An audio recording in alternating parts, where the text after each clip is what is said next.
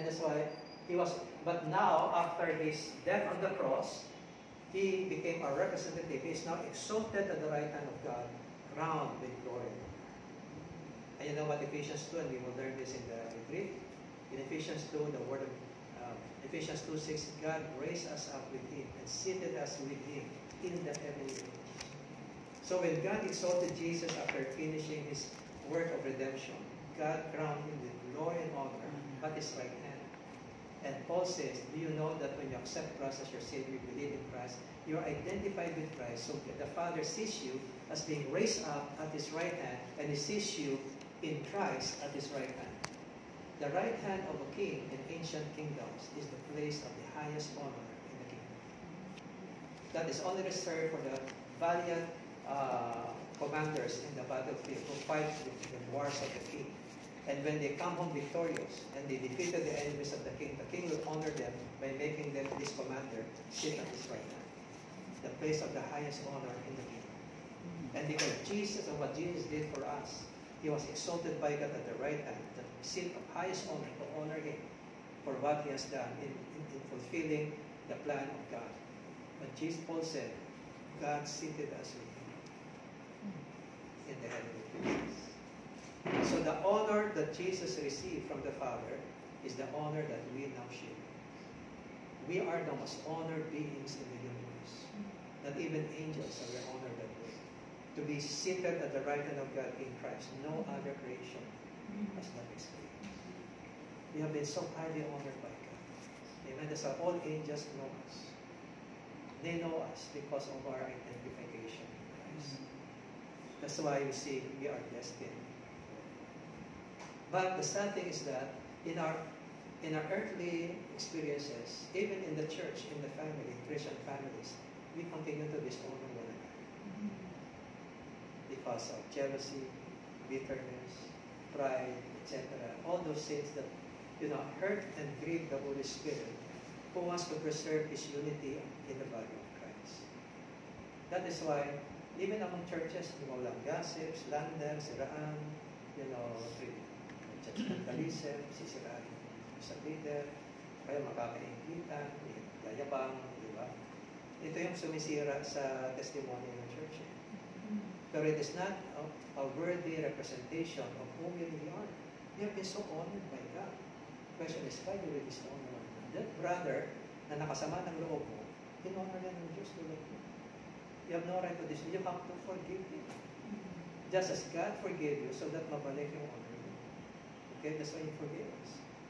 And that is exactly what this is talking about. So Jesus Christ became like us. He was made a little lower than the angels to identify with our humanity, suffer the penalty for our sins by dying on the cross, and now crowned with glory and honor. And that is where we are now in Christ. In the eyes of the Father, you are now there at His right hand, in the spiritual realm. Amen? In bringing many sons and daughters to glory, He was speaking that God should make the pioneer of preservation perfect for what He has suffered. Jesus had to suffer so that glory will be His. He experienced being humiliated. He experienced being shamed on the cross so that you will be, so that you can be restored back to honor. Wow. Amen. And yet, in the church, in the family, we still dishonor one another. Okay? That does not reflect who we are in the eyes of God. The destined for honor is where the Holy Spirit will begin to help you understand who you really are. So that once you know your true identity, you will walk in that identity by how you will relate with people. You will learn to build a culture of honor in your family and in your church, rather than to continue to dishonor others. Because no one's perfect. We are all in the process of growing. We're all products in the making. We are all masterpieces of God's grace in the making. So we have no right to dishonor one another, because God is not finished with us yet. Nor is He finished with that brother or sister who offended you. He's not yet finished. Do not dishonor your brother or sister. Okay, we'll find that more during the retreat. How do we do that?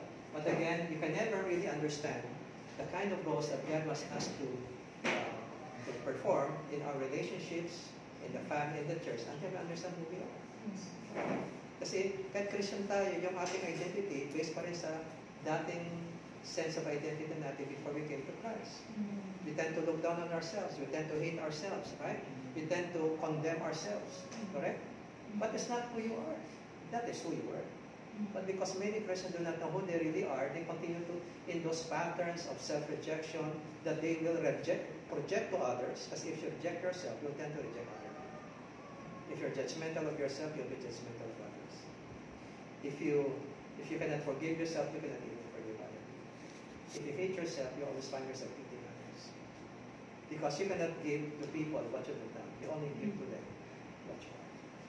Understand that? So until mabago yung ating pagkilala sa sarili natin, in the eyes of God, yung ating ugali, hindi magbago. Tsaka mahirap natin baguhin kasi nandun pa rin yung mga drive to prove yourself, drive to defend your worth. Kasi akala natin, tinatapakan yung word ko. Na pwede nang tapakan yung word ko, kaya palabad ka. Di ba? Kasi hindi mo kilala kung sino ka eh. Kung alam mo kung grabe, kung ano pa grabe ang word mo, hindi mo napapatulan niya kasi they can never remove the honor that you have. Yeah. They cannot remove that. Kahit ang sabihin nila, opinion nila yun. But what they say or what they do cannot tarnish your high identity that God has given in Christ. If you know that, hindi mo napapansin ito.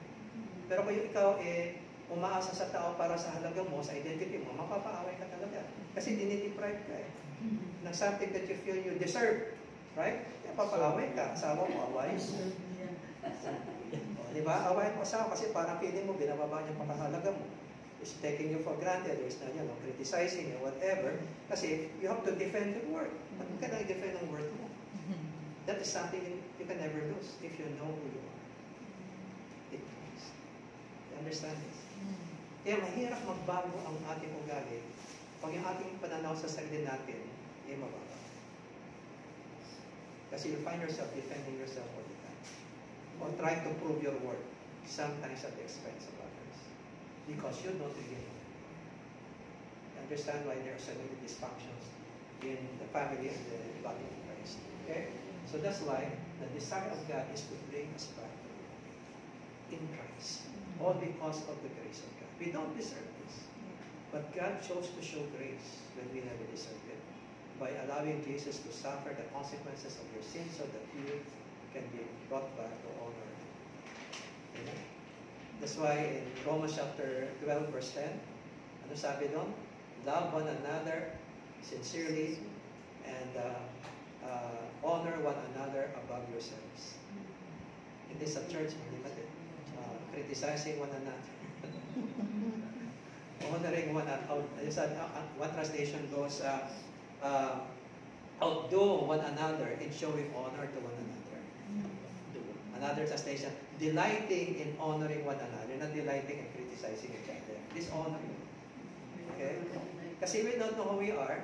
Kahit na nagdi-dishonor, kasi nag-dishonor tayo, kaya pala ba? Di ba? Nilapakan mo ko, tapakan din kita. Kasi akala mo, yung halaga mo, nasa tao yun. Hindi naman nagbibigay sa ng halaga eh.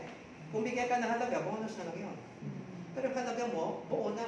Because of your identity with Christ. And nobody can take away your honor, no matter what they do. Okay? That is when you understand who you are. That's why in DFH, God opens the eyes of people to see the real identity of Christ. And once you find your true identity, all those things that before will discourage you, offend you, hindi ka na masyadong because kilala mo na yung sin. At hindi ka na alipin ng mga tao sa opinion nila tungkol sa iyo. Hindi ka na slave ng mga tao para sa halaga mo. Kasi busog ka na sa halaga mo. Kaya hindi ka na naghahanap sa akin. Kaya madali mo siya lumapatawad. Madali mo siyang hindi patulan. Kasi hindi ka na umaasa sa kanila na anumang halaga. Kasi sila, sugatan din. Kailangan nila pahalagahan din. And ano malabas siya, nagpipigaan ng mga Kristyano. Ng halaga hindi mo na mabigay kasi kulang din sila. Kasi they don't know their worth in Christ. They're still so dependent on their husband, or their wife, or the people around them, or churchmates, na pag hindi napansin sa masama ng loob. Di ba? Kasi nakakaroon ng ganyan, higitan, etc. Bakit? Hungry lahat sa kanilang identity at importansya na wala namang problema kasi buong identity mo in God when you know who you are. Hindi mo na kailangan yan. Kung merong nagpansin sa'yo, bonus na lang yun. Pero ang Diyos lagi ka pinapansin, kaya ma-reward ka.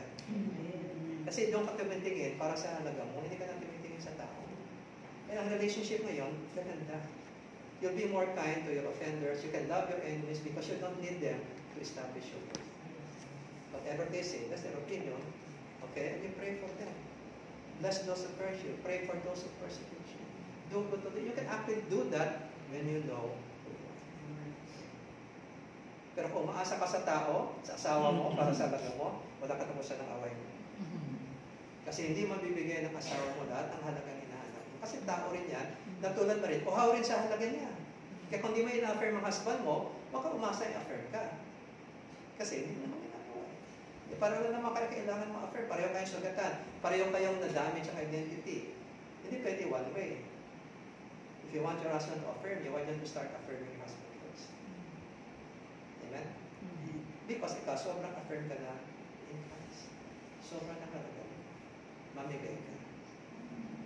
Okay? If you know who you are, it is destined for honor that God will strip your mind of all those lies in your mind that you have believed about yourself. And we'll talk about that. Yan po yung ginagawa ng Holy Spirit sa destined for honor. I-expose ang lahat ng kasinungalingan na pininiwalaan mo tungkol sa sarili na nagpapababa sa iyo. At yung iyong pananaw sa tao na nagpapababa sa iyo. Pati pananaw mo sa Diyos na nagpapababa, lahat po yan i-expose ng Holy Spirit. At ipapakita niya yung katotohanan na kumukontra sa kasinungalingan pininiwalaan. It is those lies that keep us enslaved to Satan and to sin. Until those lies are exposed and the truth is embraced, you will never be free. Understand that? Okay, yan po yung ginagawa ng Holy Spirit sa destined for honor. So, ano yun? Kita mo yung story of the prodigal son is really a paradigm of what God does for us in Christ. Okay? Di ba story ng bata? Younger son, kinilay yung inheritance na hindi tama. Bakit? Kasi dapat ang firstborn ang unang tumatanggap ng inheritance. Remember the story of Jacob and Esau? So gusto sana ni Isaac ibigay inheritance sa panganay. Kasi ang panganay unang binibigyan, hindi pwede bunso. Inagaw ng bunso. Bulag na kasi sa Isaac, niloko ng mother. Mother and child tandem. Okay? Kaya yung dapat doon sa panganay na si Esau, nagpunta kay Jacob. Galit si Jacob kasi kanya yun eh. Imagine yung feeling ng panganay. Sa story ni Jesus na inangkin ng younger, yung mana, samantalang siya, wala pa. Insulting sa kanyang brother, insulting sa father, kasi ang father nagde-decide kung kailan niya bibigay yung mana. Pag naramdaman niya mamatay na siya, wala pa namang signal from the father, ba't may nagdidemand itong anak? So, talagang he dishonored his father. By claiming something that he had no right to claim at the time that he was. It is the father always who decides when the inheritance will be given. It will go first to the eldest, and what is left, bibigay sa inyo. Okay? Gano'n ka-insulting ang ginawa ng anak. Di ba? Pero bakit pinagbigyan ng tatay? That is, Jesus is picturing God. Tayo yung prodigal son. Mga suwail who dishonor their God because of the way they live, because of their selfish desires. And yet, God allowed us. Kung ang father sa story ng prodigal son, konti kasalanan lang, ginawa natin, patay na lahat ng tao ngayon sa mundo. Diyos, napaka-patient eh. Sige, yan ang gusto mo, sige, tuloy mo. Kasi alam ng Diyos, lahat yan may consequences. What you sow, you reap. Wala makakatakas sa consequences. Kaya pinayagan niya anak niya. Tulad natin, all us like sheep of God's tree. Each of us gone to his own way. Pinayagan ng Diyos. Kasi may consequences. Amen? And alam rin ng father in the prodigal son story na makakaroon ng consequence. Hindi nangyari na. Diba? He lost everything to the point dumating ang famine. Wala na siya makain. Kaya papakain na siya ng baboy. At yung amo niya ayaw siyang bigyan ng pagkain. Binibigay sa baboy kasi wala siya makain. Naabot siya yung pinakamababa because in the culture of the Jews, to feed pigs is the lowest you can ever go as a Jew. Kasi the pig is the most abominable animal in the eyes of the Jew. Alam niya ng mga hentil, kaya the Gentiles call the Jews pigs, kasi wala nang matinding insulto kung tawagin mong baboy isa matindi. Kasi nakaparumag-rumag na hayop na sa mata ng Jew. Tapos nagkakain ka ng baboy, tapos hindi ka rin mapakain. Pero yung baboy may pakain, ikaw wala. Ano pa pwedeng maabot mo? So Jesus was picturing the lowest you can go because of your sin. And that was what made the word of God, said Jesus said, and finally he came to his senses. Ginagamit ng Diyos ang consequence to bring us to our senses. To make us realize what we have lost because we abandoned God. because we turn our hearts away. Yun ang magdadala sa iyo to realize kailangan ng Diyos. Kaya decide ng anak bumalik. Kaya nung bumalik ang anak niya, sabi sa Luke 15:20, when he was still afar off, the father saw, yun ang nag-see, he ran. Wow. Grabe ang Diyos. Ano? Siya na yung na-insulto, na-dishonor siya. Yung anak niya, tinapon yung pinagpawisan niyang, material possession, na pinagpawisan all his that, tapos tinapon ng anak niya sa walang kwentang buhay. Tapos babalik-balik. Kung ang Diyos, shame-based ang culture niya, walang hiya ka, bubalik-balik ka pa. Kanya siguro tayo. Kaya lang shame-based Di ba? Ayan, totoo na leksyon mo, babalik-balik ka dito. Yan siguro sasabihin natin, di ba? Hindi ka na ng Diyos Kasi ang kultura ng langit po, sa culture po, because of the grace of God. Because of the grace. Kaya nung gano'n ng Diyos, siya pang tumakbo. Kaya may kanta when God ran. Siya pang tumakbo. Hindi na tumakbo. Hindi pa nakakasalita anak, niyakap niya, hinalikan niya, binuhusan na nakalik. Kaya sabi ni Jesus, all heaven rejoices for only one sinner. Ganon ang honor. Ganon ang grace. It is the grace of God that bestows honor on the undeserving. Tayo, we look down on sinners. We don't honor sinners. God honors sinners. By giving you the life of His Son. No greater love has man than this, than He laid down His life for His friends. Jesus honored you with His own life when you were at your knees. God demonstrated His love for us in this, that while we were yet sinners, while we were offensive to God, while we were so ugly in the eyes of God, when our fists were raised against God, Jesus died for us. That is so much honor. Did you notice it? Understand that? Yan ang honor, hindi bibigay sa ng tao. Kasi ang tao kung na-offend, dinidishonor ka. Ang Diyos, dinishonor mo, ino-honor ka pa rin. Because of grace. Because of grace. Amen? Are you happy that God has given you grace? Amen. Because you can never deserve that. Amen? And that's honor. It is grace that makes God's honor the sinner because of what Jesus has done. Amen? So, yan po yun. So, pagbalik ng anak, anong ginawa ng tatay? Hindi natin, ha? Put the robe on him. Ano ba yung robe? Yung po yung symbol of honor and paternal favor for a son in Jewish homes. Remember the story of Joseph? Di ba siya yung panganay ni Jacob kay Rebecca na talagang Rachel, yung talagang pinilit niya? Hindi naman sila yung gusto niya. Pinilit ng kanyang father, ito si Leah. Pero pinilit niya talaga si Rachel. So yung panganay niya kay Rachel, yun ang kanyang favorite. Kasi yun yung firstborn niya sa kanyang asawang minahal. Kasi Joseph binigyan ng robe. Kaya nainggit mga kapatid. Because the robe symbolizes honor and favor of a father to a son. Parang ginawa siyang prinsipe ni Tatay Jacob sa harap ng mga ibang mga kapatid. You see, ito yung younger brother, dinishonor yung kanyang tatay, dinishonor yung kanyang kuya, abay bibigyan pa ng robe. To honor him. To show na ang favor ko na sa iyo pa rin. And that's what we experience in Christ. When you were reconciled with God, when you surrendered your life to Christ, God took you back. And He showed favor to you as you did. And indeed, as you will see, grabe ang favor na pinagiging sa iyo. Because of Jesus Christ. So the robe, and then the ring, the symbol of authority, and the home, that means, na anak pa rin siya, may authority siya over the slaves. Hindi siya pwede makitulad na slaves because he has the ring of authority. Remember the story of Joseph in Egypt? After interpreted the dreams of the Pharaoh, una, binigyan siya ng robe. Symbol of the favor of the emperor and also given the highest honor in the land by being given that white robe by the Pharaoh himself. A slave was honored like a prince. That's the and then binigyan ng Pharaoh yung singsing, the symbol of authority over the whole land. Kasi lahat ng mga laws, mga decrees, lagi yung may seal ng Pharaoh's ring, which means this law is given by Pharaoh itself. Whoever does not obey it will be put to death because you defy the Pharaoh. Binigay ng Pharaoh yung singsing niya kay Joseph. That means mula ngayon, whatever law you give to the people, they will obey you because it will have my signatory as the seal. I'm giving it to you. You have all authority to create any law you want. And you have the full authority of the Pharaoh himself. Wow. The ring of authority. And then sandals. Because in ancient Israel, in the time of Christ, slaves don't have sandals. They are barefoot. That's what distinguishes the slave from the free man. Free men they have sandals. Siguro nung bumalik siya, wala na yung sandals niya. Sa sobrang siguro nga, kahirapan, nabenta niya sandals niya para makakain. Huwag naman yung kinain niya, wala yun. Okay, wala siya sandals. So he looked like a slave. And the father cannot allow that. Put sandals under his feet. Binalik ang kanyang dignity as a member of the home. He is now a free man, distinguished from his slaves.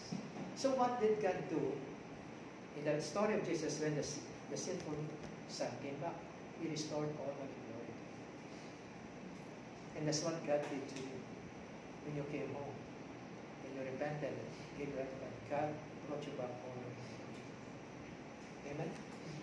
We are an honored people despite ourselves because of the grace of God. That's why the Word of God commands us to honor one another despite the behavior, because all of us are equal recipients of the grace of God. Ano mo, pinakaiba mo doon sa nag-offend sa'yo, pareho na naman kayo dapat mamatay. Masyado mabigat ang dugo mo sa kanya, pareho naman kayo makasala, dapat itapon sa impyerno. Pero pareho kayo binigyan ng honor ng Diyos kayo. No, why don't you honor your brother as God honor? Sino po?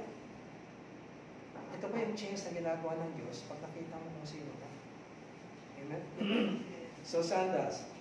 So, ito po ay tulad ng elevation of Joseph by his own father Jacob, of his brothers, and by Pharaoh of Egypt, from a slave brought over. Okay? So, why is identity, why is it that the first thing that God does when He saves people is to give them back identity, but in fact, giving them the highest identity? Bakit mahalaga sa Diyos ang identity? Bakit mahalaga sa Diyos na malaman mo kung gaano kataas ang binigay niya sa iyong place of honor? Bakit mahalaga sa Diyos yun? Because how you see yourself, your identity, will affect your character. Ang gusto ng Diyos, magbago ang character mo. Kaya binigyan ka niya ng bagong identity. Okay? Kung tingin mo sa sarili mo before, suplada ka, talagang suplada ang labas mo. Diba? Kung tingin mo sa'yo, masungit ka, o ano ka, ang tawag dito yung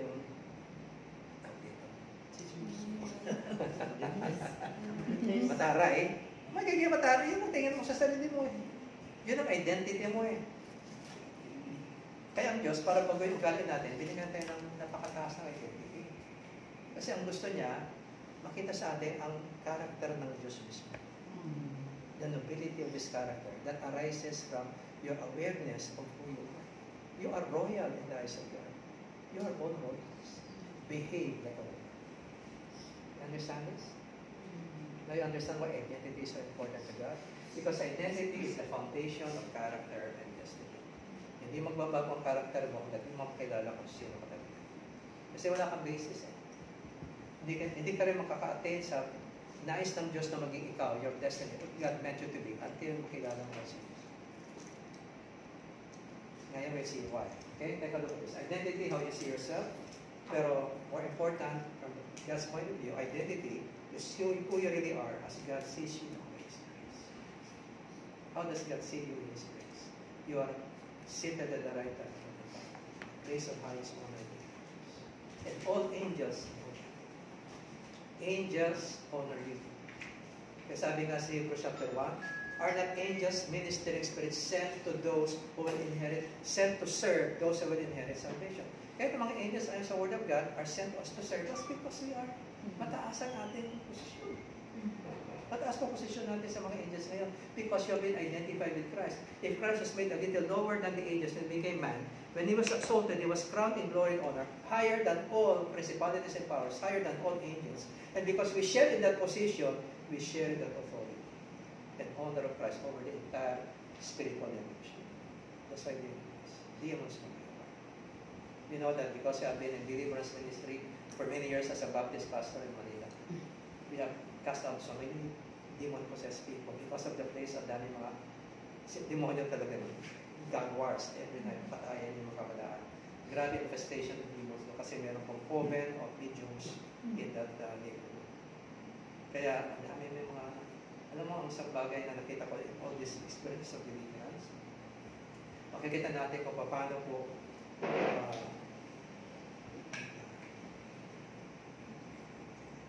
pagkailan mo paano po ang Diyos, how He restores those who have been demon possessed at mabalik sa kanila yung kanilang tamang identity. Kaya marami na po napapasokan ng demonyo kasi of negative lies about themselves that they believe. Hindi ako mahal ng Diyos. Lahat ng tao galit sa akin. Siyempre, ang yan, magkakaroon ka ng self-hatred, magkakaroon ka ng hatred with people, at dahil galit ka lagi sa tao, kasi lagi kang feeling pa, tinatapakan yung halaga mo, lagi kang galit, yung galit niya, diyan pupasok ang demon. That's one of the avenues where demons can sometimes enter your life because of anger that you never said. Bitterness, long-term hatred for people. Like mga anak, hatred ng anak sa magulang. Lamaking galit sa mga magulang. Okay?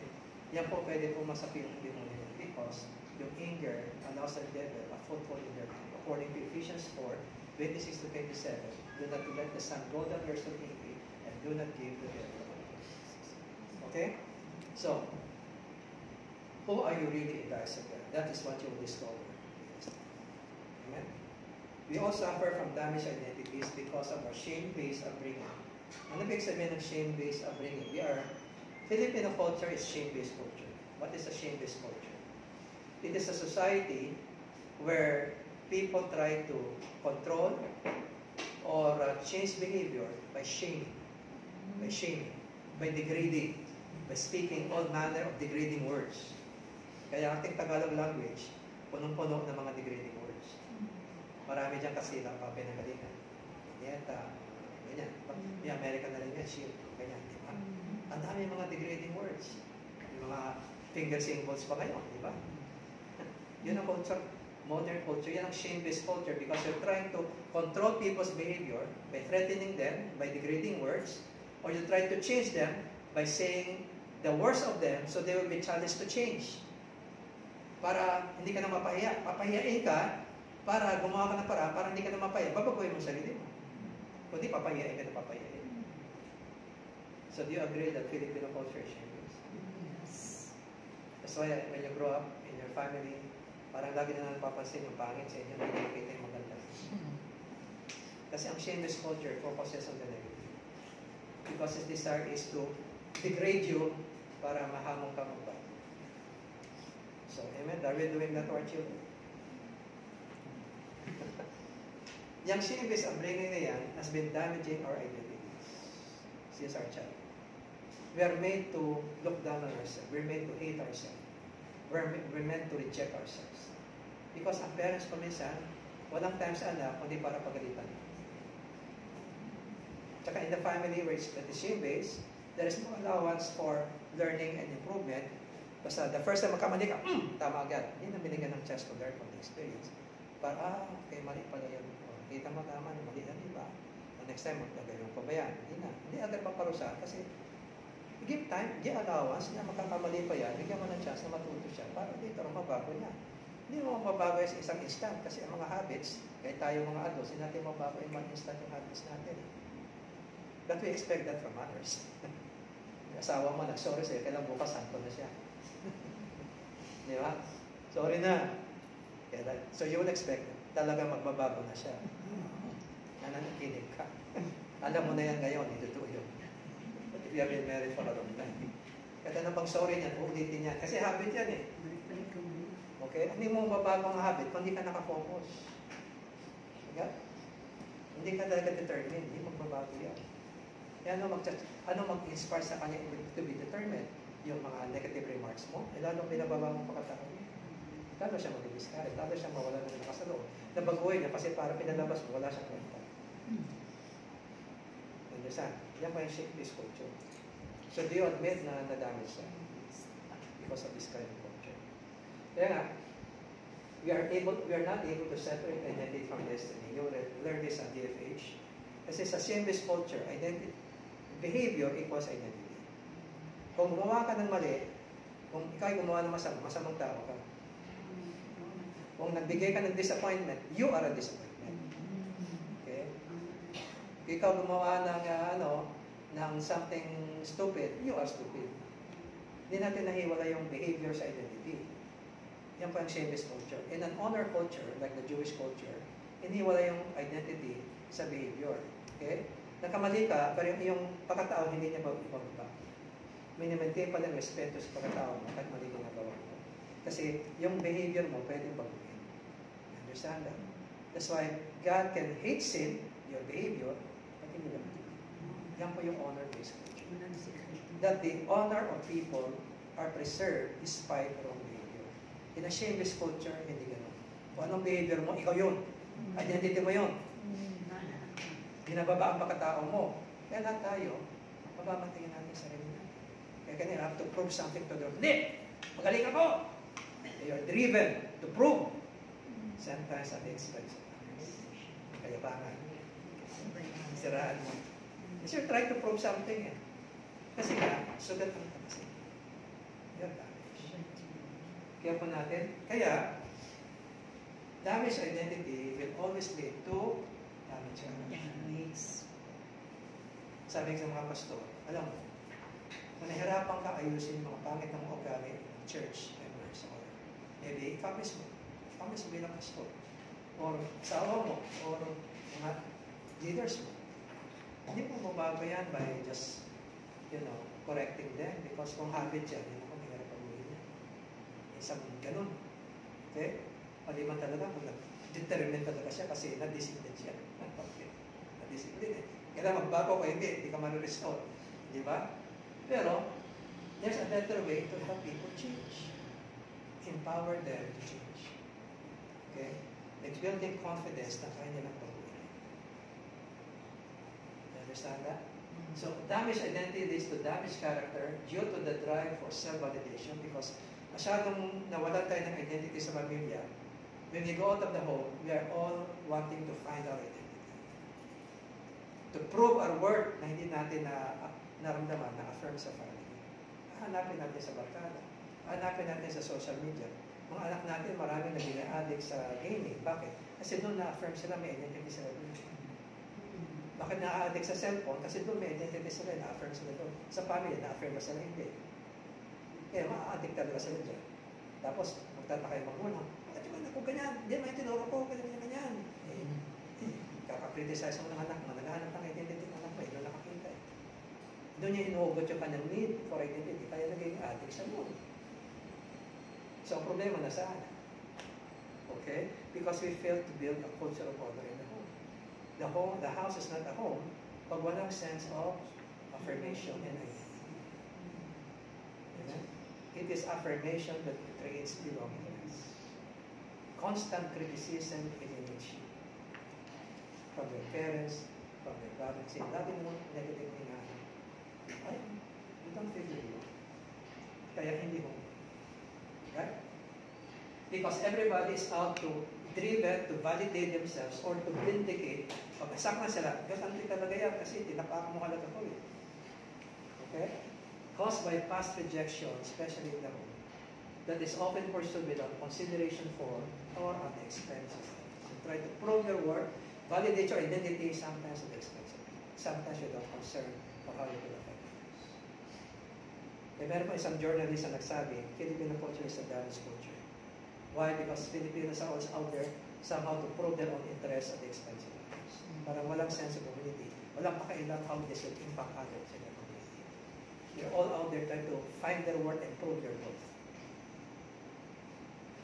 Because they're damaged. Okay? The root cause of dysfunctional relationship are damaged identities. Kaya lagi may sira sa relationship kasi damage tayo lahat. Okay? Disunity in the family and the body of Christ. Now, hirap ma-unite ang body of Christ kasi because of damage identities. Yan papangit ng mga tayo. Lahat kasi uhaw sa importansya. Okay? Do you agree? Yes. So, why is identity so important to our destiny? Number one, how we see ourselves affects our attitude towards others. So let me share from psychoanalyst Eric Hoffer. Yeah. Tell me if you agree or disagree. Can you read this book? Kaya lang po kasi po. Basahin. The The capacity capacity for getting along with our neighbor depends to a large extent on the capacity for getting along with ourselves. The self-respecting individual will try to be as tolerant of his neighbor's shortcomings as he is his own. The remarkable thing is that we really love our neighbors as ourselves. We do unto others as we do unto ourselves. We hate others when we hate ourselves. We are tolerant of others when we tolerate ourselves. We forgive others when we forgive ourselves. Okay, let me ask you, do you agree? Assess yourself.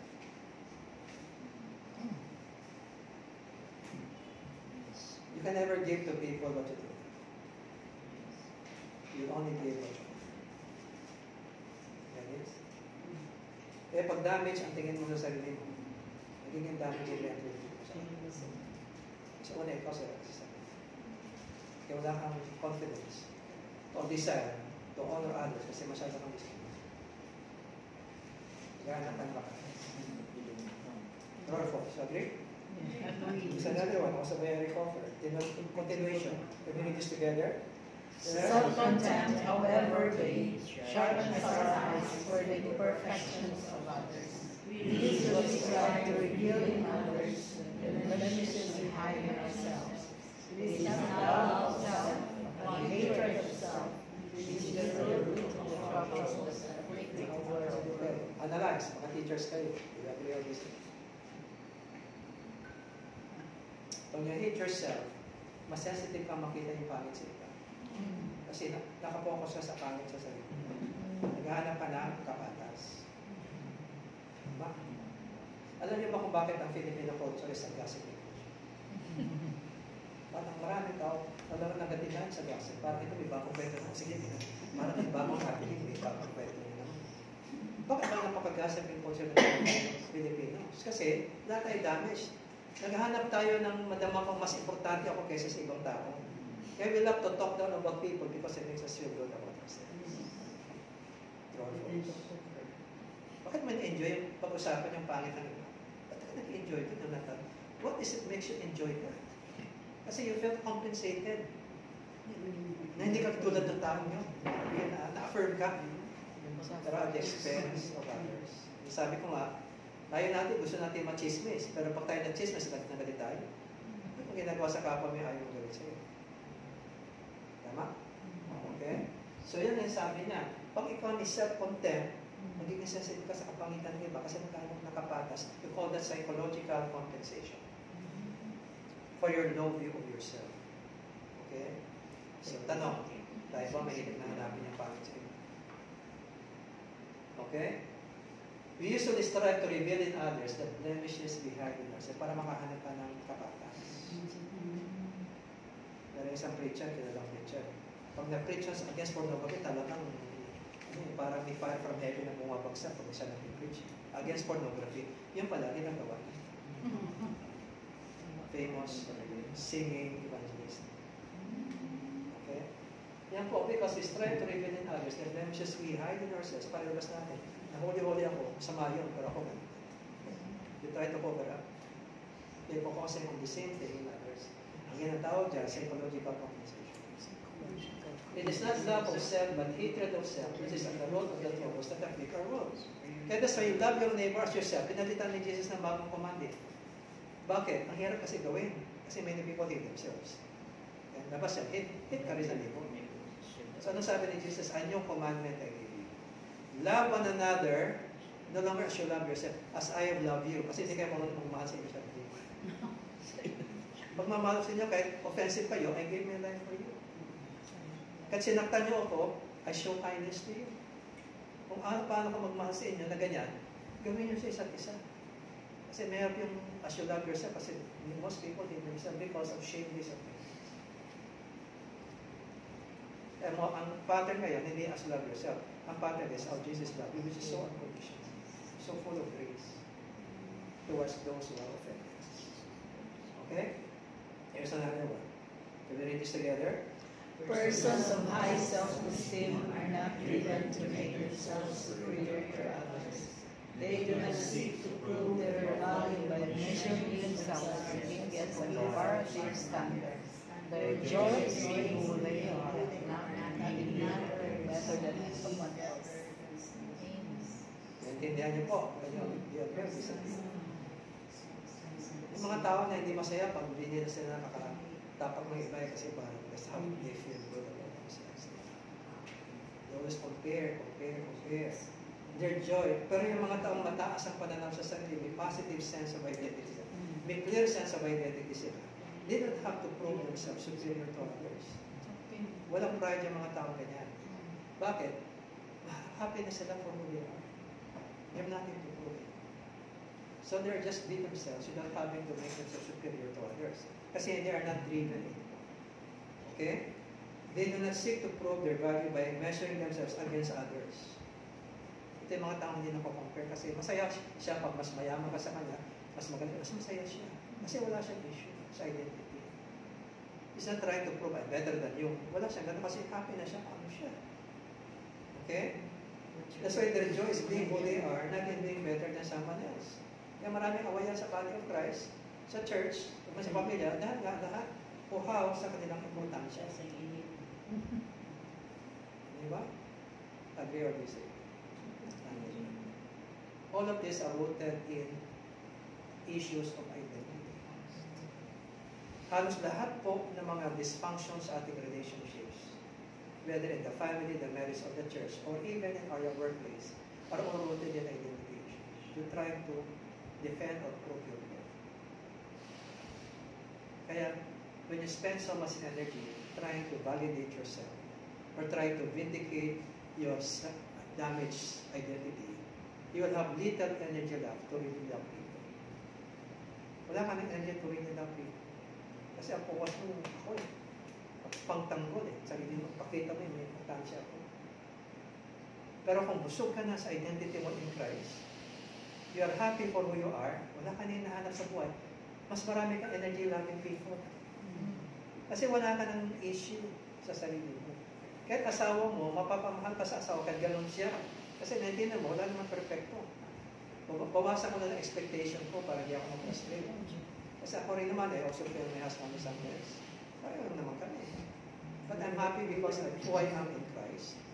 I don't need my husband to make me feel important. Kung pinadama niya yun, bonus na. But I'll never depend on him for my work because I'm working with Jesus. Nakita mo pag ikaw, nakita mo kasi niyakap mo yung identity. Inaaway ang asawa, hindi mo na kailangan. Usap na kayo ng maayos. Na wala na yung mga sumpatan. Kasi alam mo, walang mangyayari. Hindi naman siya magbibigay sa ng worth ng halaga ng hinahanap mo. Hindi naman kaya. Hindi naman siya Diyos. Pero of course. Ito yung mga realizations na makikita nyo sa testimony. Okay? Next. How we see ourselves affects our relationships. When you look down on yourself, you will always tend to feel threatened and suspicious. And you will therefore be more self-protective in your relationships with people. Kasi ayaw mo nang mas bumaba pa ang sarili mo. Magiging defensive ka. Magiging, magiging self-protective. Kaya mayroon ka manggap ng correction. Kaya akala mo pinababa ka. Hindi.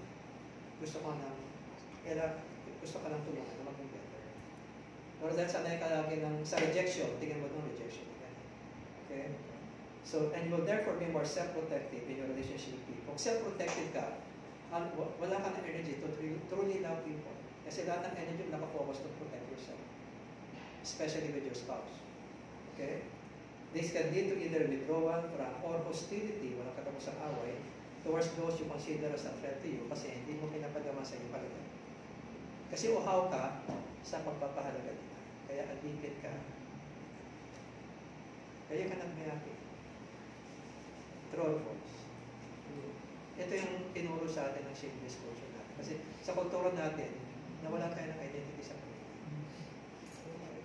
Kaya tayo uhaw sa identity natin. Kaya ginawarningan ko pa yung mga pastor. Kaya yung mga pastor, marami sa atin nagsimula sa ministry na may tamang motibo, mahal natin si Lord. Pero in time, pag niyan natin papansin, hinahanap natin identity natin sa ministry. The moment you try to find your identity in ministry, makukurap ka pag naging successful ka. Magagalit ka pag nag-fail ka, maiingit ka sa ito. Masisira ang relasyon mo. Kasi ang identity mo is in the wrong place. People can never give you the full sense of identity that you long for. Nobody can give it to you. Stop expecting. And find your true identity in Christ. Kasi puso na puso ka. Imbes na mag-demand ka ng word, mamimigay ka ng word. Kasi punong-puno ka na ng Kanya. Amen? Because you know who you are in Christ. Amen? Yan po yung makikita natin sa Destiny Program. Sabi rito, this can lead to either withdrawal or hostility towards those you consider a threat to you. When you look down on yourself, you will tend to spend most of your energy trying to compensate by promoting or defending your worth, or make yourself feel good about yourself so that you have less energy left to really love people. How we see ourselves affects our attitude towards life experiences, communities together. When you look down on ourselves, we tend to view life's negative or hurting experiences as a threat, as a burden, or a punishment, rather than opportunities to learn and become better. True or false? Lord, bakit ito na naman? Ano ba masamang ginawa ko? Lord, do I deserve this? I don't feel I deserve this. Pinapokus mo lagi, parang pinapokusa ako ba ako? Galit ka ba sa akin? Yung pala ginagawa ng Lord yan para baguhin ka. May tinuturo sa'yo, hindi mo makita kasi napokus ka doon sa yung how this affects me. Kasi mababa na tingin mo sa sarili mo, kaya defensive ka. Lord, puno na ako niyan. Huwag mo nang dagdagan. Ang dami ko ng rejection. And this crisis I'm going through, I feel I'm more hurt. Why did you do this to me? Anak, I'm trying to change. Kasi ating titing lagi, ako, kawawa naman ako. Kasi, hinahanap natin ang word natin from people and even from God. Hindi mo alam sobrang word na binigay sa'yo ng Diyos.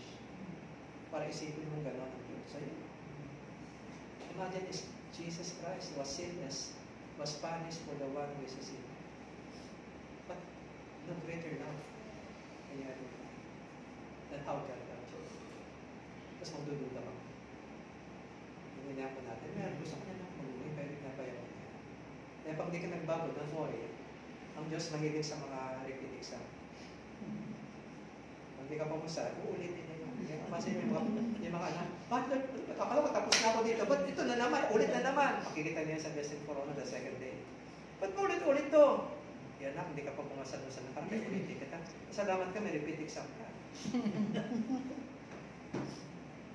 At pag ma-overcome yung challenge by changing your attitude, yun ang hinihintay ng Diyos, yun ang gusto niya mangyari kasi He's preparing you for the greater plans of God by qualifying your character for your destiny. Kasi lang titignan mo, ako, kawawa ako. Imbis na isipin mo, Lord, may dinuturo ka sa akin, may binabago ka sa akin dito. Siguro yung upload ko sa asawa ko pag-uwi ko. Imbis na pag-uwi ko yung asawa ko. Hindi pa na-approach mo na pala may problema kaya nakakagal ng asawa ko sa'yo. Mali yung approach. Ayun ang binabago sa'yo ng Lord, yung attitude mo. O, nanay. Tututuan niya po yan sa destiny. When we look down on ourselves and then we fail or experience disappointments, we will tend to give up easily and accuse life or God as being unfair, instead of persevering and finding new and better ways to overcome life's challenges, which are meant to shape our character. Kaya namimiss natin yung purpose ng Diyos sa mga trials kasi ang tinatras natin, parusa. Ano naman, Lord, I don't deserve this. Bakit ako na naman nakita mo, Lord? Ikaw kasi yung mahal mo na gusto kong mabago. Amen. Okay? Amen. How we see ourselves affect our performance. Sabi ni Henry Ford, if you believe you can, you're always right. Do you agree with your statement? If you believe you can, or believe you can, you're always right. Bakit? Kasi pag naniwala kang kaya mo, you make all the ways happen to make it happen. Kasi alam mo, kaya mo eh. Pag sinabi mo, hindi ko yung kaya, you'll find every excuse na hindi mo magawa kasi alam mo, hindi mo kaya. Tingin mo sa sarili mo, hindi mo kaya. Self-fulfilling, hindi ka mo strength. Diba? Kasi everything depends on your identity, how you see yourself. Even your performance is affected by how you see yourself. Ability and performance is limited only by your attitude. You can do much more than you can even imagine. If you only have a positive attitude. Attitude is conditioned by self-perception of how you see yourself. We have more God-given potentials than we can believe. The only limits most of the time are our negative self-perception. You can do much more than you can ever imagine. If you only believe. Amen. Pero kung bababatingin mo sa sarili mo, hindi ko kaya, di ba? Ang dami mong excuse. Kahit hindi mo matutupad yung gusto ng Diyos kasi ang dami mong excuse.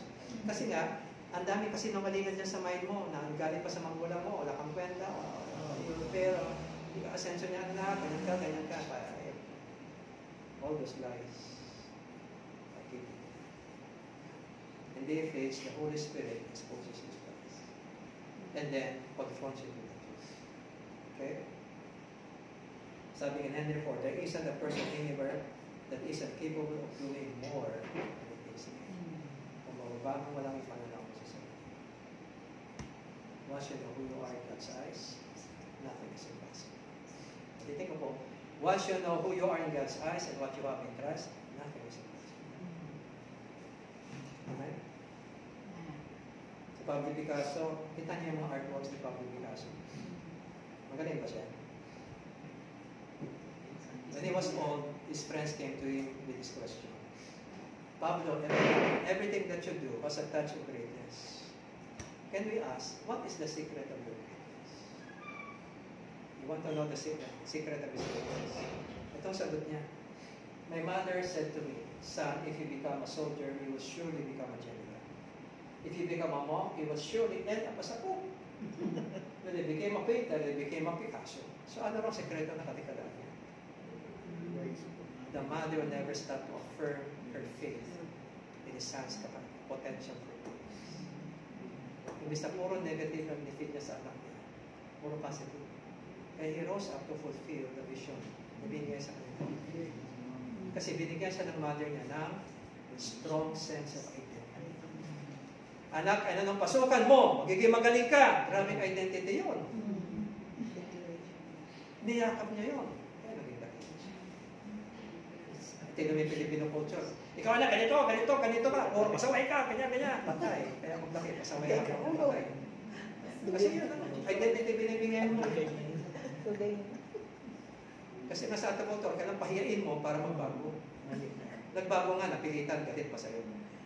Diba? Ano nakatulong sa kanila? Nadamis ng pananaw sa sarili. Okay?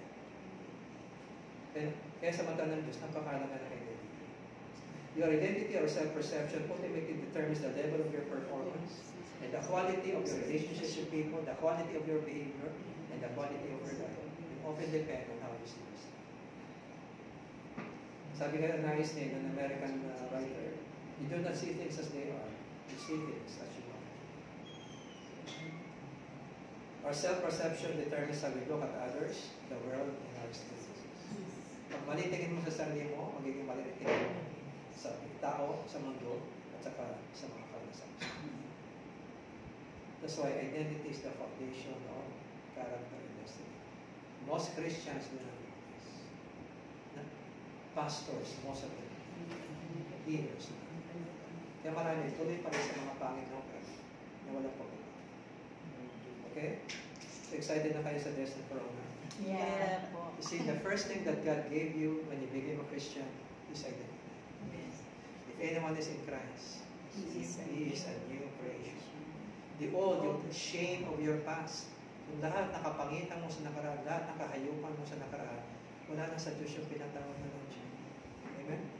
He looks at you as a new work of creation. All that's God, the new has come. All this is from God who reconciled us to Himself. Bago ng identity mo when you are in Christ. You should not look at yourself as you look at yourself before you came to Christ because iba na ang tingin sa iyo ng Diyos. Baguhin mo na rin yung tingin mo sa sarili mo. Para hindi ka, yung ugali mo dati, hindi mo na balikan. Kasi iba na pananaw mo sa sarili mo. Hindi ka na self-protected because you know your worth. Nobody can take away my worth because I know who I am. But even my husband can take away my worth. Sige, patawad, said siya. Respetuhin mo siya. Do your own, respect your husband. Don't try to change him because you can't. Pero you can never force change. You can only inspire it. At yung best inspiration, yung magbago ko muna. Para mag-inspire mo siya muna.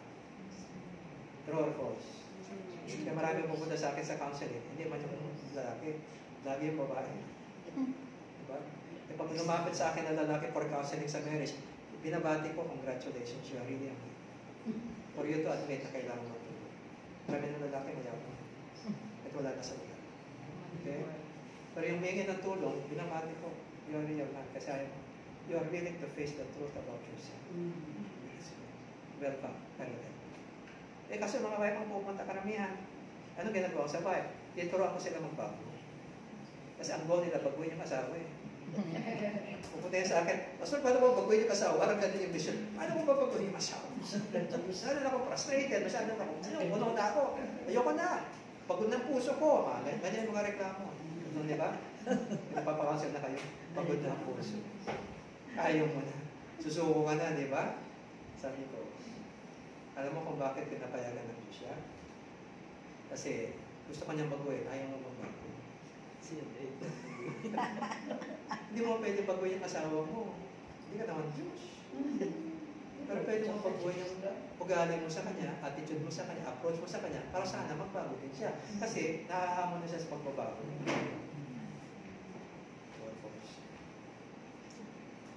Yun ang gusto na ng Diyos. Ikaw mo na bago. Amen? Kasi you are now a new work of creation. You are being recreated in the image of Christ. Hindi ka na tulad ng dati. Kalimutan mo na yun. Ngayon, tinanggap ka ng Diyos, minahal ka, binigyan ka napakataas na karangalan with Christ in the heavenly realms. Binigay sa iyo mana niya ng anak ng Diyos, sa iyo na yung mana niya. Grabe. Ano pang halaga hanapin mo sa asawa mo? Lahat ng halaga na sa iyo na. Diba? Eh, bis na maghanap ka, magbigay ka ng halaga kasi yung asawa baka gutom rin sa halaga. Kaya nagkaganyan siya. True or false? Okay? So sabi rito, but God demonstrates His love for us in this, that while we were still sinners, Christ died for us. Ano yung tingin sa'yo ng Diyos? Kahit anong sama mo, pinaragalan ka ng Diyos. Amen. Through the life of Christ. Okay? Kaya, patawarin mo asawa mo, kahit ganyan yan, ino-honor ng Diyos siya. Pinaglaan ng Diyos ng buhay niya, ng Kristo, yung asawa mo. God honored your husband. Do not dishonor. Kasi pareho lang naman kayo. Amen? Amen. Tapos, see what great love that God, the Father's love is in us, that we should be called the children of God. Grabe. And that is what we are. And dahil anak, nakapagmana ka. Lahat ng Christians are joint heirs with Christ. That means everything in the universe that is owned by your Father is yours in Christ. Here's what I found. Siriyan tayo. Okay? So, everything that you can even wish for is already yours in Christ. Because you made a joint heir with Christ. Which means, lahat ng pag-aari ng Father is yours. Kaya sabi ganun po sa 1 Corinthians chapter 3, sabi niya, huwag niyo na kayo magmalaki, I am of Apollos, I am of Cephas, I am of you. All of them are yours. In fact, the world is yours. The things present, the things to come, life and death is all yours because you belong to Christ. Even the world, the word cosmos in Greek means the universe. Even the universe is yours. Kaya nag-aaway-aaway sa loyalty sa tao. Lahat naman yung mga deals, si Paul, si Cephas, si Apollos, sa inyo naman yan sila. Ba't yung pinag-aawayan yung pag-aari nyo? Lahat naman kayo may-ari sa kanila. In fact, yung buong mundo, kayo may-ari. Pinagsabi dito sa Mindanao, akin ang mundo. Pero sabi ng Word of God, if you're a child of God, the universe is yours in Christ. Because you belong to Christ. Amen? So, bakit ka maingit? Ano pang reason mo para maingit sa kapatid mo? Eh, lahat nga sa iyo. Amen? Kaya ang prayer ni Paul, I pray that the eyes of your heart may be enlightened in order that you may know the hope to which He has called you. Ano pa yung calling natin? We're called to a glorious hope. Ano po yung hope na yun?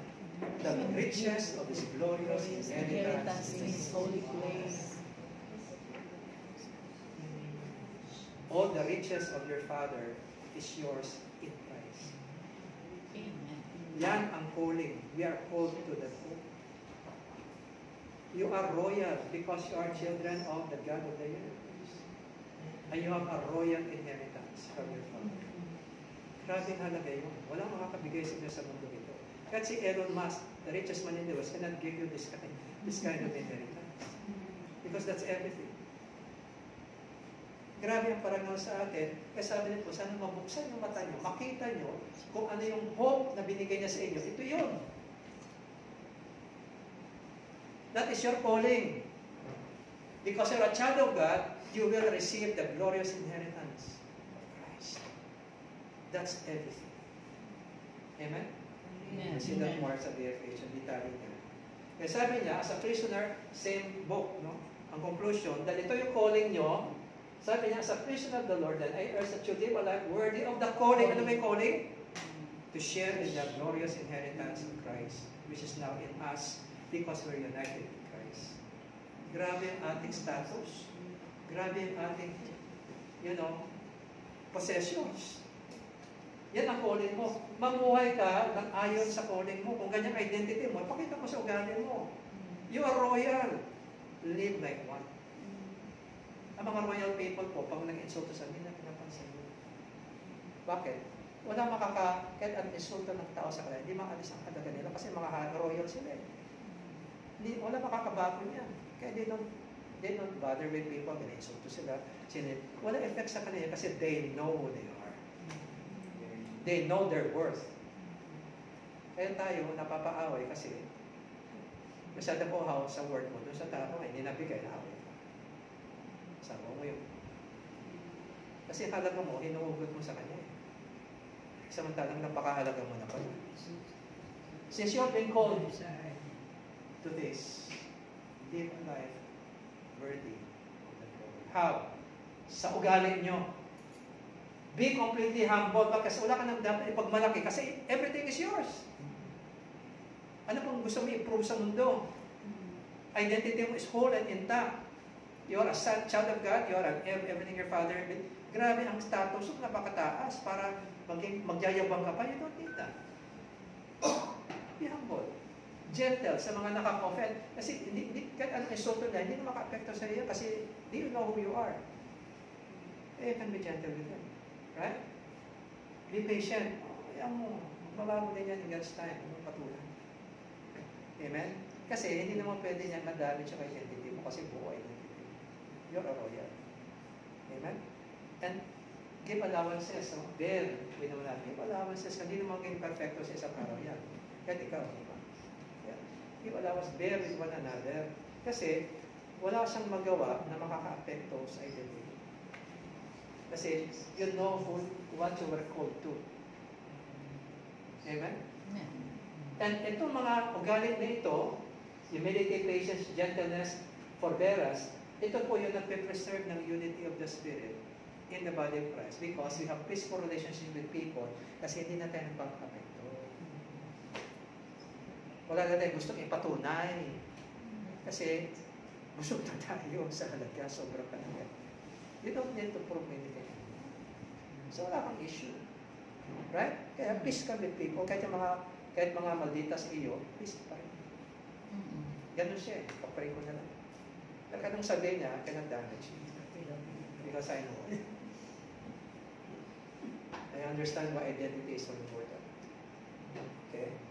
So, ano po yung mga lies that we need to do? Yan yung ating role as facilitators. From right? Okay. Ano pong role ng ating facilitators? Lahat ng mga Kristiyano at kahit hindi Kristiyano, kaya pangit ang mga ugali niyan. Kasi nga, may mga kasinungalingan ng demonyo na tanim sa kanilang kaluluwa tungkol sa sarili nila, tungkol sa Diyos, tungkol sa kapwa nila na hindi nagbabago, kaya ugali nila ganyan. Okay? So, sa family natin, either you experience real acceptance or rejection. Kaya pag ikaw nag-reject, yung mind mo, umiikot sa lie na wala kang kwenta. Hindi ako asenso sa buhay kasi siya lagi sinasabi ng parents ko. Okay? Wala akong pupuntahan. Masama ako. Suwain ako. Pasaway. Kasi yung binirenuwa siya yun. Magulang mo. So, hindi mo kinokontra, na-absorb mo. Then na-absorb mo, yun nag-define ng identity mo. Tama? Totoo ba yun? Totoo ba yun? Ang problema kasi sa cursing, we'll learn that sa DFH. Ang cursing kasi, binibigyan ka ng label na dinadami yung buong pagkatao mo, samantalang isang behavior mo lang yung tinutukoy doon. Hindi na separate yung behavior from identity sa shame-based culture. Di ba sinabing pasaway ka, totoo nga ba sa lahat ng area ng life mo, pasaway ka? Di ba? Tigas ang ulo mo. Sa lahat ba ng area ng life mo, tigas ang ulo mo? Hindi, matotoo yun eh.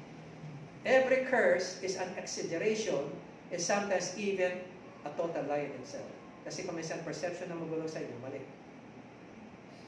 Kaya pag inabsorb yung kasinungalingan na yun, yung behavior mo will be conditioned by that belief about yourself. Kasi nga, maldita, di maldita ka. Diba? Nagiging maldita ka kasi tingin mo sarili mo, maldita ka. Yun ang kasinungalingan. That's not who you really are. Brand yan sa'yo, kasi lang tinanggap mo, kaya yan ang kinamumuhay.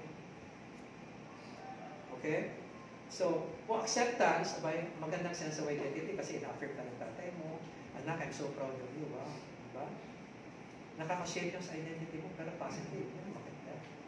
Okay? So, yung ating family actually shapes our identity. Doon pa lang sa pag-ibig. Ito yung unang-unang identity na tinatanggap mo sa buhay, sa pag-ibig. At kung mali ang shaping identity nyo, dyan, it will affect you for the rest of your life.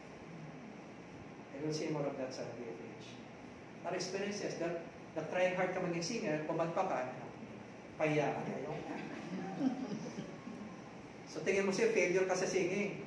You didn't even try to persevere. Hindi mo alam pala golden voice ka pala. Pag na-develop mo lang yung ability mo, yung pala magiging, you're destined to be a great singer kasi you gave up. And why did you give up? He said, because mababa tingin mo sa sarili. Kaya kung mababa tingin mo sa sarili mo, madali kang sumuko. Kasi lalo ka na paniwala, ay hindi ako para dyan, hindi ko kaya yan. Kasi the experience of failure may reinforce yung mababang tingin mo sa sarili mo, kaya give up ka. Di ba? Kasi yung tingin mo sa sarili mo, yun ang mali. Is that true? No. Everybody makes mistakes, but it doesn't keep them from becoming better. If you can learn from your mistakes. Tama? Okay? So, experiences of success can make you, wow, magaling pala ang businessman. Ay, ganun ka ng identity. Hindi ko talaga ang business. So, may identity ka dahil ang experiences of success. Tama? Kung failure ka, may tingin mo sa inyo failure. So, your experiences affect how you see yourself. Thirdly, opinions of man. Ganito ka, sabi ng kapatid mo. Ganito, sabi ng tatay mo. Ganito ka, sabi ng classmate mo. Sabi ng teacher mo. Siyempre, paniniwalaan mo, yun na nag-shape ng identity. Pero hindi lahat yun totoo. Kasi sa shame-based culture, exaggerated lahat. Dinadami ang buong pagkatao mo, which is not real. Kaya ngayon, damage ka because naniwala ka sa kanila yung opinion sa'yo.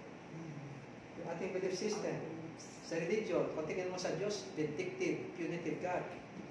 Konti ka sa lang, namamarusa agad. Kasi yung tatay mo gano'n, kaya akala mo Diyos ka hindi. Anong experience mo sa first authority in your family, kung project mo yan sa Diyos, akala mo gano'n din ang Diyos. Okay? Then yun ang tingin mo sa Diyos, lagi kang parang inapi ng Diyos, galit ka sa Diyos, nagre-rebelde ka. Kung paano nagre-rebelde ka sa magulang, rebelde ka rin sa Diyos, kasi tingin mo sa Diyos, kung paano ang magulang mo. Hindi naman gano'n ang Diyos eh. Amen? So, cultural beliefs, no? Yung ating pong itawag natin hiya system, di ba? Kaya lagi natin naiwasan mo mapahiya ka, kaya tamang ginagawa mo, huwag na kasi mapapahiya ka. Kasi you're allowing of church to define your identity instead of what Christ tells you or what God commands you to do. Amen? But our choices, we decide how we see ourselves. Okay? I decide to see myself in the eyes of my Father. I decide to see myself as one loved by God despite myself. Because that is grace. So just a choice. Kaya sa pamilya mo, damage ka, pero you can choose to believe in God's love for you. Magiging yung damage mo. Amen? Okay? So, We have to confront those lies. And just as facilitators, pag nag-share yung isang participant ng mga experiences or perceptions that show na meron siyang in-entertain na lie, kasi na-curse siya, nasabihan siya ng degrading words, parang yun ang humugog sa kanyang pananaw sa sarili. Kailangan i-expose natin yun. Do you really believe that that is true? Cha-challenge niyo yung kanyang paniniwala sa sarili. Do you really believe that's true? Na ano ka? Na wala kang, hindi ka asenso sa buhay. Kasi ang tawag sabi ng magulang mo, kahit ano gawin mo, hindi ka asenso! So, katotoo Pag tuloy. sinabi ng ano yon, ng participant, do you really believe that's true? Sometimes people will never think about a belief until you challenge their thoughts. Do you really believe true yan? Is that true? I mean, look at your other experiences in life. Is that true?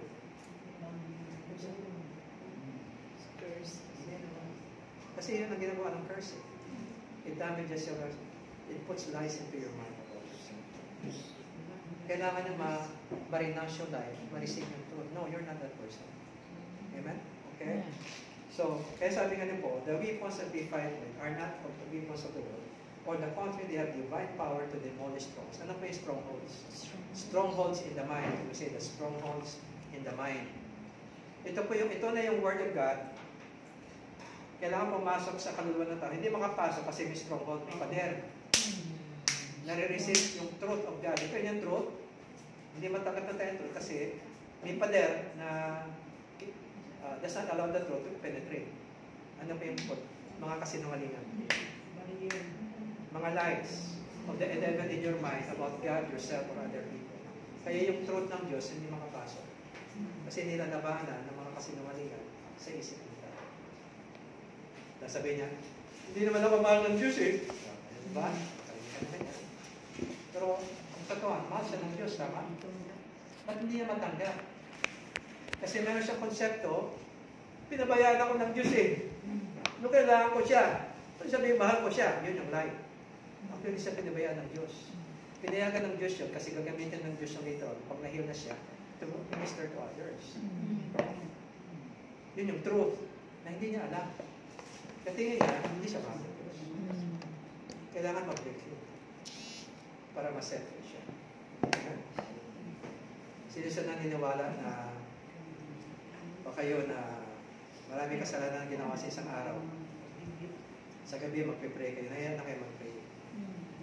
Okay naman yung mahiya naman tayo. Dapat mahiya ka talaga. Nasaan ka sa Diyos. Tapos ito, dami po sa lagay araw. Sigurado hindi ako papagigilin. Is that truth or lie? Solusyon naman ng kasalanan, di ba? Magiging ka ng tawad. At kung hindi ka magpe-pray, paano ka magiging ng tawad? Isa sabi ko may mga group, sige Brad, can you lead us in prayer? Pastor, wag ako, bakit? Bisabit ako, dapat ka lalo ko mag-pray para mapatawad ka. Ang Diyos na magpatawad, ikaw mabagal magbigay ng tawad. Gusto mo magpatuloy sa kasalanan na yan, hindi naman pastor, mag-pray ka na, ikaw mag-pray, bigay ka ng tawad para ayos ang relasyon mo sa Diyos. Ano yung lie? Hindi ka tatanggapin ng Diyos. Naghihintay siya sa iyo. Any sinner that cause of that, tatanggapin ng Diyos kasi binayaran ng Diyos ni Kristo ang kasalanan mo, kaya pwede kanyang patawarin. Sabi nga ni Jesus sa John 6:37, whoever the Father gives me will come to me, and those who come to me, I will never reject. Sino nagsasabi siya, tatanggihan ka ng Diyos? Sino nagsasabi niya? Yan yung lie. Kaya nga naman natin sa Diyos para ma-reconcile ka, para mapatawad ka. Kung handa ka magsisi, kung ayaw mo magsisi, yung problema ka. Pero kahit hindi ka nagsisisi, ang pagmamahal ng Diyos hindi nagbabago. Because as you will learn in the Eucharist, Jesus is interceding for you. Every time you sin. Okay? Para ma-sure niya, pag nag-confess ka na, may forgiveness that is. You'll see that more sa Eucharist. So ito po mga strongholds. Ano po yung strongholds according to verse 5? Ano itong strongholds? These are arguments of the mind, pretensions that sets us up against the knowledge of God. Ito yung truth ng Diyos, kinukontra ito ng inyong mga argumento sa isip mo, mga paniniwala, mga kasinungalingan ng demonyo, just keeping you to accept the truth of God kasi mas believe ka doon sa mga argumento ng isip. Mga pretension na, kunyari, banal-banal ka, kaya hindi mo makakita, kailangan mo si Jesus. Kasi banal ka, righteous ka. Yung mga nag-release for you to receive the gospel. At sabi niya, of course, through the gospel, through the word of God takes our thoughts captive to obey Christ kasi nadidemolish yung mga lies na papalitan ng truth. Kaya handa ka magsabi ng Jesus. Yun ang power ng gospel. Yun ang power ng word of God. Yun ang gagamitin nyo sa facilitators. To have shattered those strongholds in the minds of your participants. Pag naging aware na kayo, may stronghold dito. At yung paniwala niya na mali. Hindi naman totoo yung pinapaniwalaan niya. So you share the word of God sa kanya. Can you read this, please? What is God saying to you through this verse? That challenges the lie that you're into. We always confront with the word. Mamaya sa guidance. So our weapons, which is the gospel and the word of God, has all the power to break down every stronghold in their minds. So they will be set free from the lies of the that have made them slaves all their lives. And Jesus said, if you truly abide in my word, then you will know the truth, and the truth will set you free. That is freedom from slavery to sin because of those wrong things, arguments in your mind that keep you bound to sin. Kailangan makapalitan ng katotohanan. And that the truth that sets you free are the teachings of Christ in the gospel. It's what sets you free. That's why if you submit to the truth of Christ, then the Son of Man will set you free. You don't have to be a slave of sin. Kasi alam mo yun. Understand this? Okay? You will be free. So, yan po yung reason why we have destined for honor. Okay? So, you at least may idea kayo kung ano yung destined for honor. So, we will go to the part 2, which should be what is your role as facilitators. Now, you have the framework to understand bakit ito nila. Okay? Wala mo break. Example muna, ano? Ay,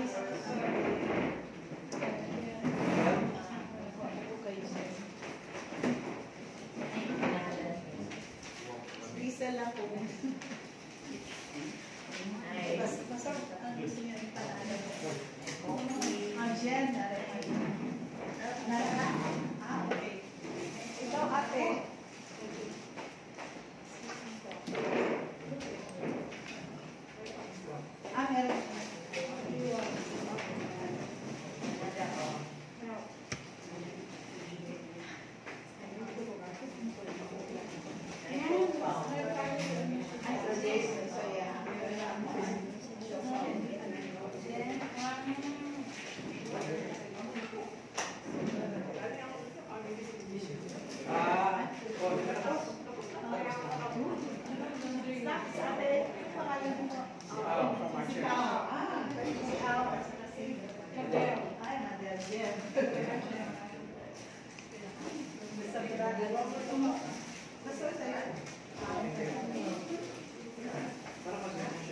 Meron. Meron doon, ano po, chicken or pork salad. Ate, ano sa'yo? Meron doon siopaw.